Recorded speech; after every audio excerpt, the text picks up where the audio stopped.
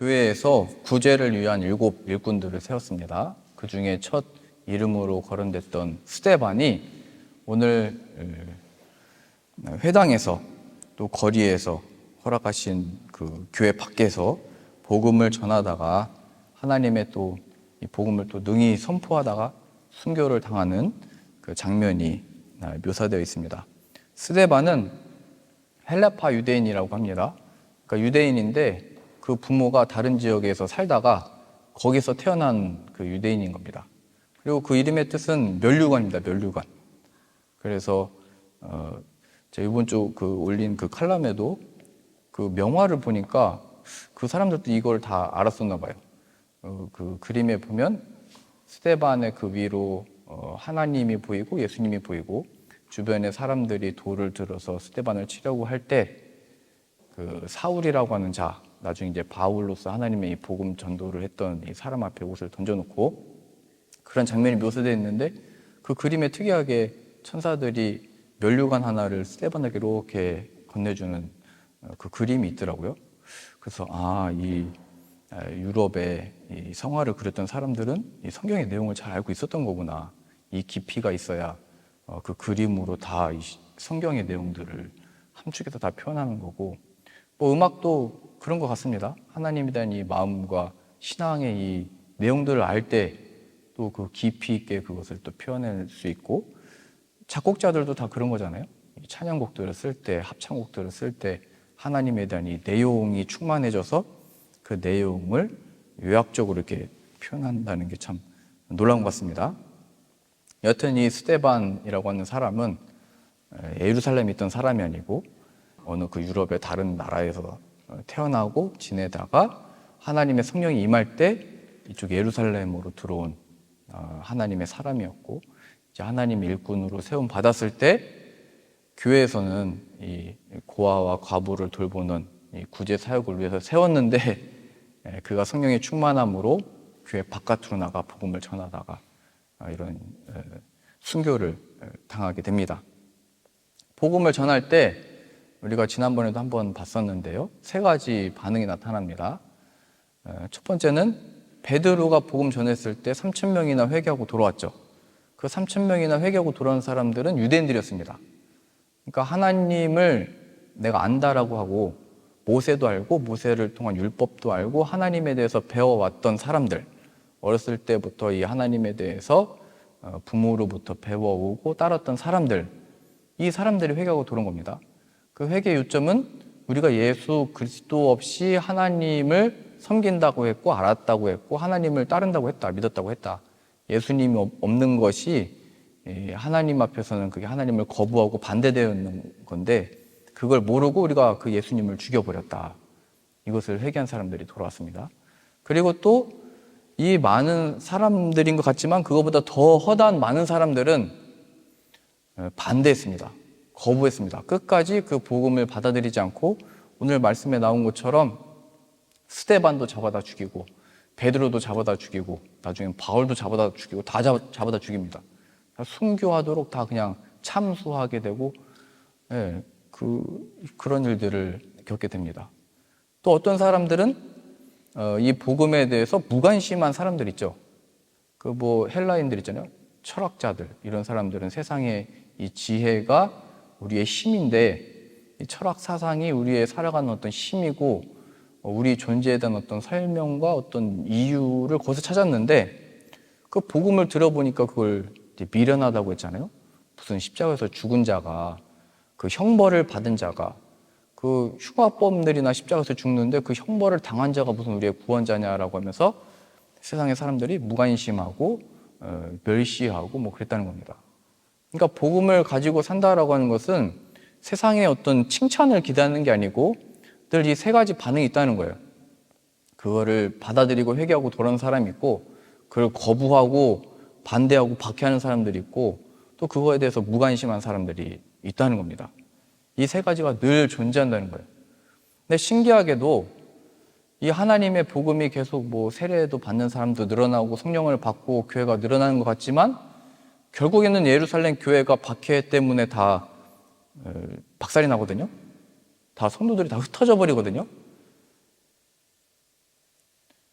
그러니까 하나님의 복음이 선포되어지고 부흥하게 되고 교회들이 생겨나게 되는 그 과정 가운데 믿던 사람들이나 안 믿던 사람들이나 세상 사람들이 인정과 칭찬과 그래 그것이 옳다 맞다 해서 온 땅에 교회가 생기고 부흥하고 역사가 일어난 게 아니고 오히려 그 역사가 일어날 것 같은 그 자리에 사람들이 박해를 받고 죽임을 당하는 그 역사 속에서 계속 교회들이 생겨나게 됩니다. 이게 뭘 보여주는 거냐면 우리의 어떤 칭찬이나 인정이나 능력을 하는 게 아니고 우리는 죽었는데 하나님이 계속 만들어내시더라. 교회가 생겨나는 것, 하나님의 부흥의 역사가 일어나는 것, 생명을 살리는 구원의 역사가 하나님의 손에 있다. 스데반은 지금 그걸 본 겁니다. 내가 눈을 떠서 보니 저 하늘 문이 열렸고 하나님과 그 우편에 계신 예수 그리스도를 내가 본다. 하늘의 문이 열렸다. 근데 그 처지는 이제 돌 맞아 죽게 생겼잖아요. 근데 그 속에서도 얼굴이 천사와 같다. 빛이 난 겁니다.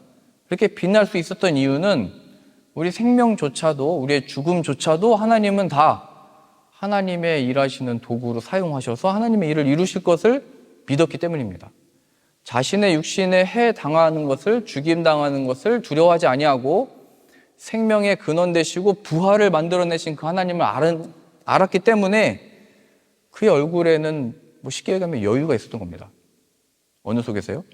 이 잡혀가고 또 뭐 오해한 건지 뭔지 모르겠지만 고발하고 모함하고 그래서 공회에서 이제 뭐 출교당하도록 뭐 재판하도록 죽이도록 이게 계속 펼쳐지고 있는데도 스데반의 얼굴에서는 빛이 났던 겁니다. 그러니까 문제는 이 사람들이 우리가 복음을 전했을 때 어떤 사역을 할 때 받아들일지 거부할지 또 뭐라고 멸시를 할지 조롱할지 그건 전혀 중요하지 않다는 거예요. 스데반은 그것이 이유가 돼서 복음 선포자가 된 게 아니고 하나님을 바라봄으로 이 일을 했던 겁니다. 그리고 결국 하나님이 이 일을 이루실 것을 알았기 때문에 얼굴에서 빛이 났던 겁니다. 그러니까 우리의 신앙생활의 이 믿음과 내 삶의 어떤 우리 교회에 주어진 이 사역들을 감당할 때 사람들의 반응에 너무 목매이지 말라 이렇게 얘기하는 겁니다. 우리 개인의 인생에 있어서도 어떤 가치나 의미가 이 사람들의 칭찬과 인정이 뭐 잠깐 나에게 뭐 힘이 될 수 있고 동기가 될 수 있지만 결국에는 하나님의 인정과 칭찬 없이는 아무것도 아닌 겁니다. 물론 한번 유명해져 본 사람이 뭐 해야 되겠지만 솔로몬처럼 다 헛되다, 다 별거 아니다, 왕이 돼봤으니까 뭐 그런 말을 한다고 얘기는 하지만 실제로 그게 별거 아니다라는 게 우리 권사님도 인생을 사시면서 이제 아시잖아요. 하나님이 알아주시고 칭찬해 주시고 하나님이 격려해 주시면 그걸로 만족이 되고 그걸로 힘이 되는 겁니다. 지금 오늘 스데반이 잡혀갔을 때 또 오히려 여기 모함했다고 했잖아요. 그가 충동시키기 위해서 거짓으로 막 어떤 증인들을 세워가지고 고발시켰다고 했잖아요. 그 속에서 스데반은 당황하지 않고 얼굴이 빛이 나면서 얼굴이 빛이 났던 사람들에 대해서 이야기를 합니다. 어떻게 이 빛이 날 수 있었는지 그게 뭔지. 자 보세요. 7장 2절입니다. 스데반이 이르되 여러분 부형들이여 들으소서 우리 조상 아브라함이 하란에 있기 전 메소포타미아에 있을 때에 영광의 하나님이 그에게 보여 이르시되 내 고향과 친척을 떠나 내가 내게 보일 땅으로 가라 하셨습니다. 믿음의 조상이라고는 아브라함이 하나님이 그에게 나타나셔서 말씀을 주신 거죠. 그리고 그가 어떻게 보면 떨리는 마음이었을 겁니다. 이 가족들 앞에 자신의 삶의 기반과 가족과 안전이 있는 생업이 있는 그곳을 떠나라고 했을 때 우리 가야 됩니다. 이렇게 얘기했을 때 얼마나 그게 떨렸겠어요. 그게 얼마나 또 허무맹랑한 얘기겠어요. 아브라함아, 그 아버지 데라가 너 지금 어딜 떠나자는 거냐? 하나님이 누구냐? 거기에 뭐가 있냐? 가족들이 다 그렇게 물어볼 수도 있고 질문할 때 뭘 답해야 되는데 하나님은 아브라함에게 그게 뭔지 설명하진 않고 그냥 가라고 하셨습니다. 내가 약속한 땅으로 가라. 그럼 그때 아브라함은 긴장도 되고 떨리고 뭔가 설명도 해야 되겠지만 그런 모습이 아니고 오늘 스데반과 같이 빛나는 모습이었을 겁니다. 하나님이 임했으니까요. 그의 말씀이 그에게 들어왔으니까요. 그리고 그가 그 말씀을 따라갔다고 창세기 12장에 나와 있잖아요. 그게 바로 하나님의 말씀과 하나가 된 겁니다. 하나님이 그에게 들어온 것이고 그 말씀이 아브라함이 된 것이고 아브라함이 말씀이 되어 움직이는 살아계신 하나님의 말씀이 나타난 겁니다. 그게 지금 스데반도 얼굴에 빛이 났던 것처럼 아브라함도 그 순간에 하나님이 임하여 얼굴에 천사 얼굴 같은 빛이 임한 겁니다. 지금 어떻게 보면은 야 거기 가나안이 어디냐, 거기 가면 뭐가 있냐, 뭐 무슨 우리가 그 유익을 얻을 수 있냐, 어떻게 보면 아무것도 모르는 곳에 가게 되는 거잖아요. 뭔가 살고 잘 되고 성공하려면 알고 정보를 얻고 뭔가 아는 사람 있는데 찾아가야 되는데 그냥 하나님의 말씀만 따라서 가는 거잖아요.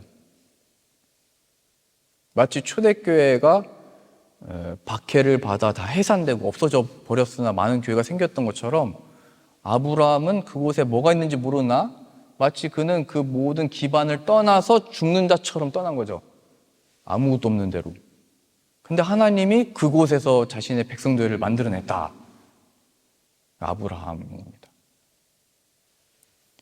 또 두 번째 여기 말하고 있는 인물이 누구냐면요, 우리가 잘 아는 요셉입니다. 7장 9절 보세요.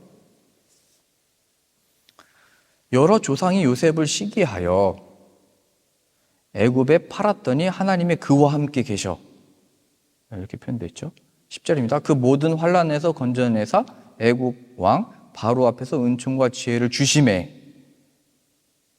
바로가 그를 애굽과 자기 온 집의 통치자로 세웠다.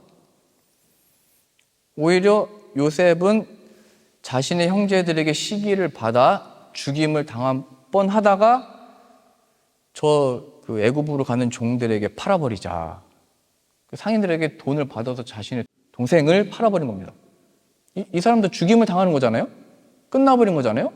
종으로 팔려가면 누군가의 그냥 종노릇 하다가 끝나는 인생인데 하나님이 그러한 죽임 당한 이 자를 통하여 자신의 백성을 살리는 자로 세웠다.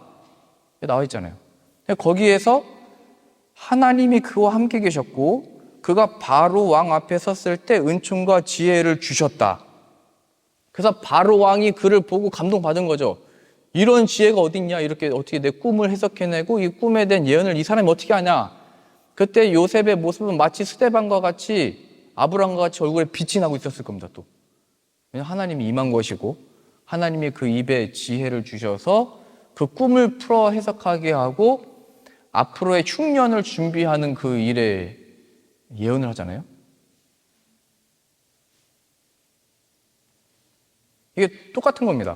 상황은 뭐 팔려간 거든 아무것도 없는 기반이 없는 곳에 가든 우리의 처지와 모습은 망하는 자리로 가는 것 같으나 하나님이 거기서 그 사람을 택하신 자를 통해서 역사하시더라. 그 얼굴이 빛이 나는 겁니다. 세상이 볼 때는 야, 그 팔려가는 게 무슨 얼굴에 빛이 나는 거냐, 비참한 거지. 뭐 자신이 가지고 있던 기반을 버리고 가는 게 무슨 뭐 용감한 거냐, 무지한 거지. 세상이 볼 때는 멸시받을 만한 거죠.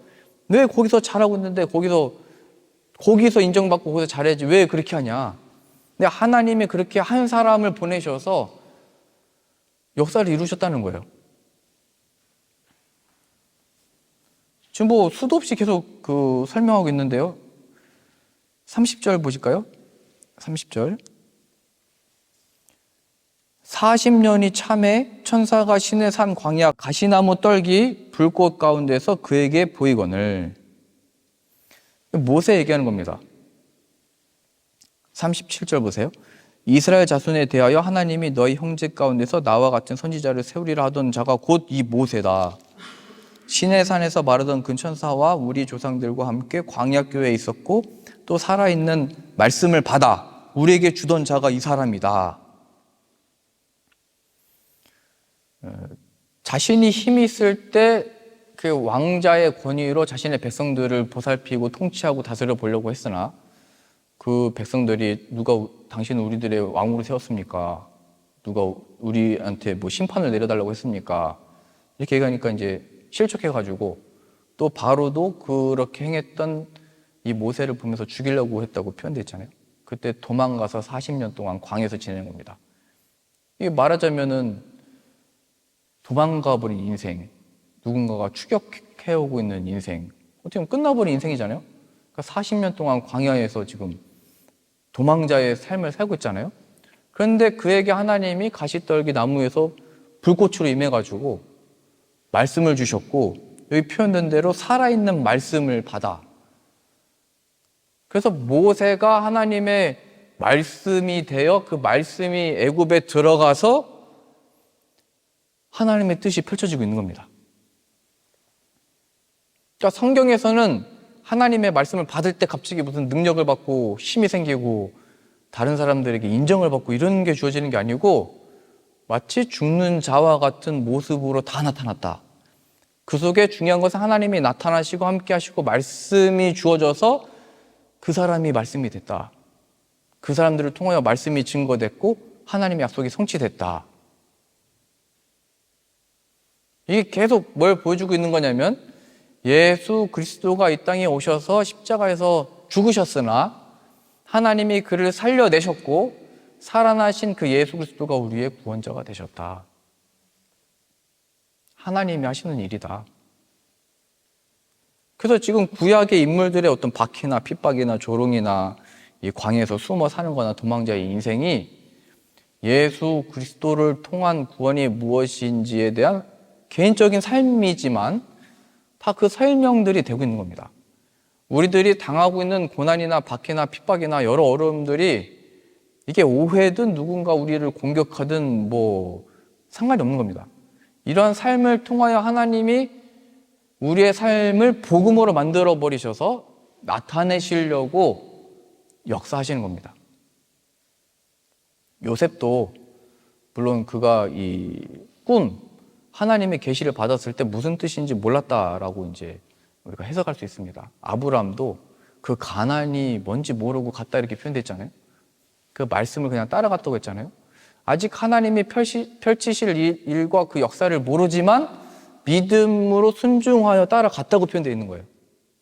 근데 우리는 그 믿음을 죽음에서 부활하신 예수님에 대한 확실한 증거를 붙들고서 이 고난과 박해와 이 세상과 복음 전하는 사역을 할 수 있게 된 겁니다. 그러니 우리들의 삶을 통하여 하나님 함께 계시고 말씀하신 바를 이루어 주십시오. 아브라함에게 그러셨듯이 요셉에게 하셨듯이 모세에게 하셨듯이 여기 뭐 계속 보면 다윗도 나와 있거든요. 다윗처럼 돌 맞아 죽어야 될 사람이 어디 있어요? 지금 스데반이 돌 맞아 죽어야 되는 게 아니고 다윗이 돌 맞아 죽어야 됩니다. 율법대로. 간음한 사람이잖아요. 살인한 사람이잖아요. 그럼 율법대로 돌로 쳐 맞아 죽어야 되는데 그 사람을 하나님이 택하셔서 살리셔서 하나님의 이 왕으로 세워버립니다.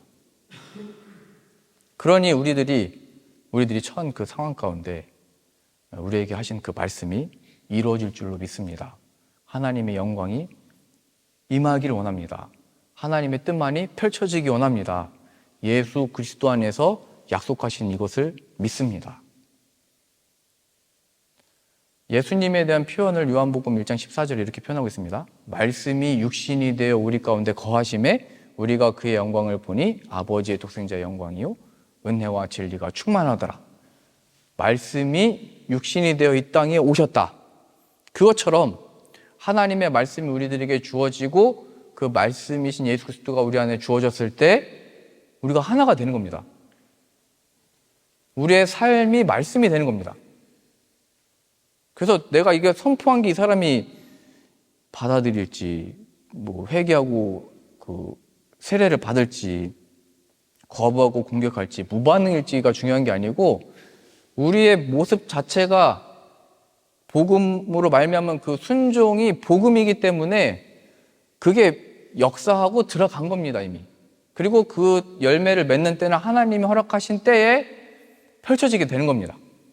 지금 당장은 이거 우리가 말씀대로 순종함으로 이런 사역들을 하고 복음을 선포하고 하는데 왜 거부할까? 그 설명이 바로 오늘 스데반이 선교할 때 그의 죽음을 옳게 여겼던 사울이잖아요.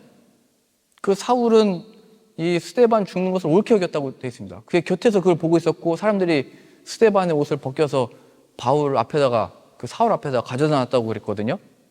근데 그 사울이 예수님을 만나고 이제 복음 전도자가 되잖아요. 스데반은 죽었으나 하나님의 또 일꾼을 그 역사 속에 그 사역 속에 또 일꾼을 세워서 하나님의 일을 하시는 겁니다. 그러니 이거는 무슨 스킬이 아니고 하나님 주신 말씀을 어떻게 잘 전하는 어떤 기술을 가져야 되는 게 아니고 내가 복음이 되는 것이고 내 삶이 복음이 되는 것이고 내 삶이 예수님이 말씀하시고 행동하시는 그렇게 들어지기 원합니다. 이게 우리의 기도가 되는 거예요. 아브라함의 인생이 복음이 됐던 거예요. 요셉의 인생이 복음이 됐던 거예요. 다윗의 인생이 복음이 됐던 거예요. 예수님의 인생 그 자체가 복음인 거예요. 우리는 팔려가는 자 같았으나 아무것도 없는 곳에 가는 것 같았으나 죽는데 팔려가는 것 같았으나 스데반으로 보자면 돌 맞아 죽는 상황이 된 것 같았으나 하나님의 그 역사 속에 열매를 맺게 하시고 하나님의 뜻대로 역사하시더라. 이 순간에 바로 얼굴에 빛이 나는 겁니다. 그래서 우리가 이번에 네덜란드 사역을 준비하고 있습니다. 그때 지난번 영국 때는 빛이 난 걸 제가 봤거든요. 연주자는 빛이 나는지 몰라요. 사실은 내가 빛이 나는지 지금 긴장하고 있는지 아니면 뭐 준비를 잘한 사람인지 내가 뭐 이런 잘 모르잖아요. 근데 청중은 그걸 볼 때 빛이 나는 게 보입니다. 그래서 저도 이번에 갈 때 조명도 더 갖고 갈까 생각 중인데 그 빛이 뭐냐면 이 하나님이 주신 빛이거든요. 그건 뭐 내가 억지로 연기한다고 할 수 있는 것도 아니고 하나님 주신 평안과 그 영광과 그 역사 여기 나온 대로 함께 계시고 그 말씀 따라서 내가 지금 하나님이 세우신 이 자리에 서 있습니다 라고는 그 믿음으로 설 때마다 거기가 하나님의 그 임재가 역사하는 자리가 되는 겁니다. 우리 교회로 적용해 보자면요, 아브람처럼 아무것도 없는 곳에 갈 수도 있는 것이고 요셉처럼 팔려가듯이 갈 수도 있는 거고 그쵸? 교회에서 쫓겨나가지고 갈 수도 있잖아요. 모세처럼 야 우리가 할 수 있다 이렇게 자만심에 빠졌다가 꺾여가지고 뭐 40년의 이 광야 생활 지내다가 쓰임 받을 수도 있는 것이고 뭐 다양할 수 있습니다. 그래서 중요한 문제는 이거 어떻게 해야 되냐 어떤 방식 이런 게 아니고 하나님이 우리와 함께 계시면 또 하나님의 그 말씀이 우리에게 임하면 그 말씀이 육신이 되신 예수 그리스도가 우리 안에 계시면 어떠한 처지든지 어떤 상황이든지 내게 능력 주시는 자 안에서 내가 모든 것을 할 수 있느니라 이 고백을 우리도 할 수 있게 되는 거예요. 이게 간증이 되는 거예요. 누가 요셉이 그 형제들을 살려낼 줄 그 가족을 다 살려낼 줄 어떻게 알았겠어요? 어떻게 우리 여기 모인 사람 이 성도님들이 우리보다 더 크고 나은 교회들을 살려내고 하나님의 양식을 먹이고 이걸 누가 생각을 했겠어요? 또 우리가 이 하는 사역들은 하나님이 이걸 이미 보여주고 있는 거예요. 복음이 뭔지. 그러니 우리들의 모습, 처지, 상황 보지 말고 예수 그리스도를 통하여 부활을 만들어내신 그 하나님을 기억해라. 그의 교회든 삶이든 처지든. 좀 더 구체적으로 그 두 가지 짧게 보고 싶은데요. 스데반이 공격받았던 그 내용, 거짓으로 고발했던 내용이 뭐냐면 13절입니다. 6장 13절이요. 사도행전 6장 13절에 거짓 증인들을 세우니 이르되 이 사람이 이 거룩한 곳과 율법을 거슬러 말하기를 마지 아니하는도다. 그러니까 두 가지를 거짓으로 증인들 세워서 고발했는데 그게 뭐냐면 이 성전에 대해서 얘기한 것이고 두 번째는 모세를 통해서 받은 율법에 대해서 말한 겁니다. 14절 보면요, 구체적으로 그의 말에 이 나사렛 예수가 이곳을 헐고 또 모세가 우리에게 전해준 이 규례를 고치겠다 이 사람이 말했다. 그러니까 지금 모여있는 유대인들에게는, 다양한 그 나라들에서 이제 모여든 사람들에게는 이 헤롯 왕이 지금 세 번째로 재건한 거거든요. 그 어느 때보다도 견고하고 웅장하고 멋있게. 그러면 이게 하나님의 나라가 임할 좋은 징조라고 생각을 하고 거기에서 기도하고 거기에서 하나님의 뜻을 구했습니다. 이건 하나님 우리를 사랑하시고 인도하시고 역사하시고 로마로부터 곧 독립을 시켜줄 좋은 그 어느 것도 줄 수 없는 확실한 증거다라고 했는데, 예수님이 거기 가셔가지고 그 상 다 엎으시면서 이거 다 무너져라 이렇게 얘기했잖아요. 너희가 무너뜨려라. 내가 3일 만에 세우겠다 말씀하셨잖아요. 너희의 신앙의 확인은 이 건물에 있지 않고, 이스라엘 백성들은 다 거기서 확인했던 거예요. 야, 이거 세워졌으니까 이제 뭐가 되겠다 했는데, 이거 너희가 다 허물어라. 내가 3일 만에 세우겠다. 예수님의 죽으심과 부활하심을 의미하는 거잖아요. 죽으심을 통하여 3일 만에 부활하신 그 예수 그리스도의 보혈의 능력으로 내가 이 하나님의 성전들을 세우겠다.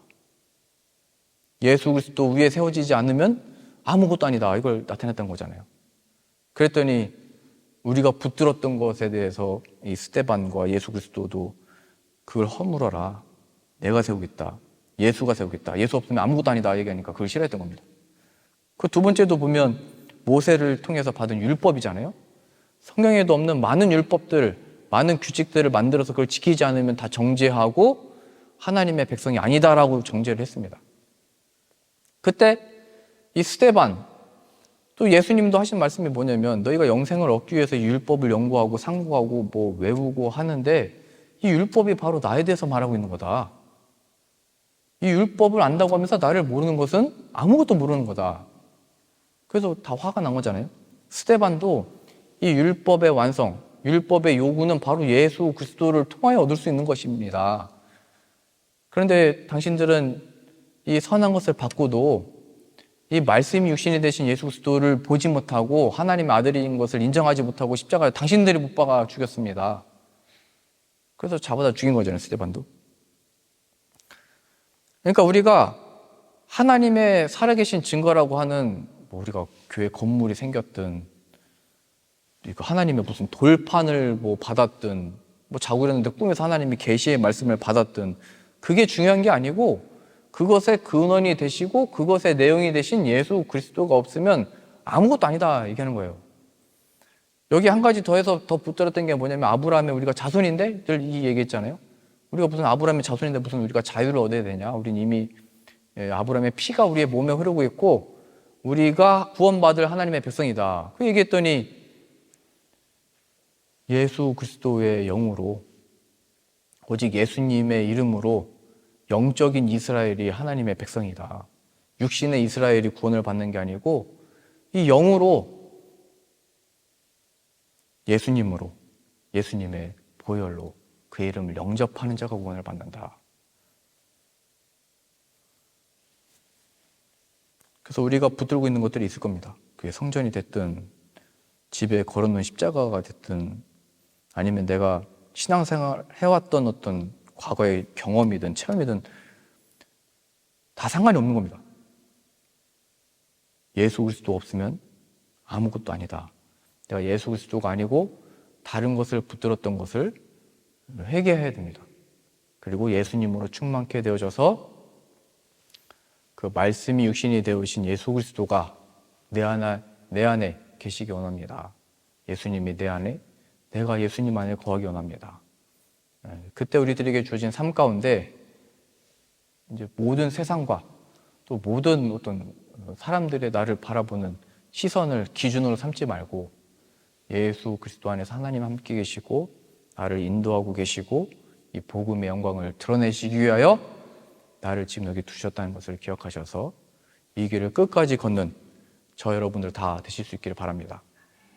떠오르는 해는 자신에 대해서 설명할 필요가 없습니다. 해는 떠오르면서 이렇게 빛을 비춥니다. 그것처럼 우리도 내가 뭘 해왔는지, 어떤 일을 당했는지 설명할 필요 없이 복음과 하나 된 사람은 그 복음의 빛이 비추는 겁니다. 그 모습이 바로 전도고 그 모습이 바로 하나님이 역사하시는, 사용하시는 순간이 되는 겁니다. 우리의 삶을 통하여 말씀이 육신이 되어오신 예수 그리스도가 나타나고 그 이름으로 세움을 받는 저 여러분들 다 되실 수 있기를 소망합니다.